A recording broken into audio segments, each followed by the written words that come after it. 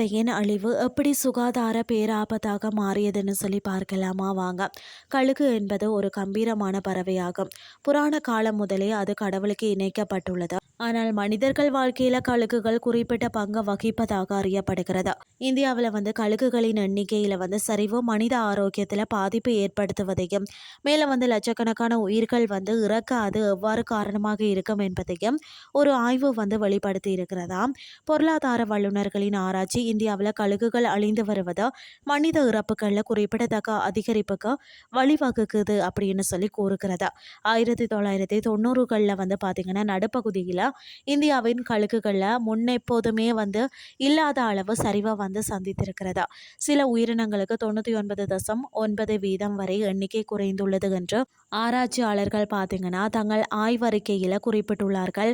அதாவது டிக்ளோபெனாக்கினின் பரவலான பயன்பாட்டினால் இந்த சரிவு ஏற்பட்டது. இது கால்நடைகளுக்கும் கொடுக்கப்படும் வழி நிவாரணி ஆகும். இந்த கால்நடைகளின் சடலங்களை பார்த்தீங்கன்னு சொன்னால் கழுகு சாப்பிட்டதால் தான் இந்த பாதிப்பு ஏற்பட்டதாம். இந்திய கழுகு டிப்ஸ் இண்டிகஸ் என்பது பார்த்தீங்கன்னா அசிப்ரேட்டே குடும்பத்தை சேர்ந்த ஒரு பெரிய இறை பறவையாகும். சுமார் 1.96 முதல் 2.38 மீட்டர் வரை இருக்கும். இருண்ட நிறத்தில் பறக்கும். சிறகுகளுடன் தலை வெளிர் நிறமாக இருக்குமா. கழுத்து மற்றது தலை கீழே மூடப்பட்டிருக்கும். இது மற்ற கழுகுகளுடன் ஒப்பிடும்போது மிக அரிதானது. இது பிணங்களின் சதையை கிழிக்க கொக்கி போன்ற அமைப்பை கொண்டுதான். இந்திய கழுகு இயற்கை சுத்திகரிப்பாளராகவும் இவை முக்கியமாக இறந்த விலங்குகளை உண்கிறது. இறந்த விலங்குகளை அப்புறப்படுத்துவதன் மூலம்தான் அவை சுற்றுச்சூழலில் முக்கிய பங்கை வகிக்கிறது. இது நோய்கள் பரவுவதை தடுக்க உதவுகிறது. இந்திய கழுகுகள் இந்தியா, பாகிஸ்தான், நேபாளம் ஆகிய நாடுகளில் காணப்படுகிறது. அவற்றின் இனம் தென்கிழக்கு ஆசியாவில் சில பகுதிகளுக்கு பரவியுள்ளதா. இந்த கழுகுகள் பார்த்தீங்கன்னா சவன்னாக்கள், புல்வெளிகள் மற்றது வறண்ட பகுதிகளில் திறந்த நிலப்பரப்பையே விரும்புகிறதா.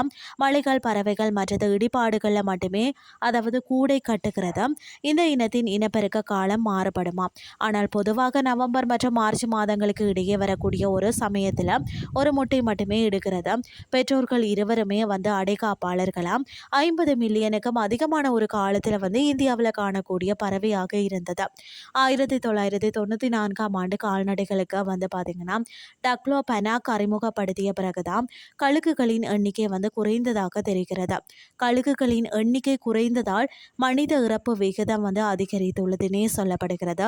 என்னென்னு சொல்லி பார்த்தீங்கன்னா மில்லியன் கணக்கான கால்நடைகளின் சடலங்களை அகற்றுவதன் மூலம் தான் இந்தியாவின் சுற்றுச்சூழலை கழுகுகள் பாதுகாக்கிறது. அவை அழிந்து போனது கடுமையான சுகாதார நெருக்கடிக்கு வழிவகுத்ததாம். அழுகிய சடலங்கள் கவனிக்கப்படாமலும் நோய் பரவி நீர் ஆதாரங்கள் மாசுபடுவதையும் ஏற்படுத்தியதாம். பொது சுகாதார பராமரிப்பதில் கழுகுகள் கவனிக்கப்படாததை இந்த ஆய்வுகள் எடுத்து காட்டுகிறது. 500 மில்லியனுக்கும் அதிகமான கால்நடைகளை கொண்ட நாட்டில் இந்த கழுகு தவிர்க்க முடியாத ஒரு சுகாதார சேவையை செய்கிறது. மனித இனங்களின் பார்த்தீங்கன்னா இழப்பின் விலையை கணக்கிடுவதன் மூலமாக சுற்றுச்சூழலுக்கு முக்கிய பங்கு வகிக்கும் உயிரினங்களுக்கு பாதுகாப்பை இந்த ஆய்வு விளக்குகிறதுனே சொல்லலாம்.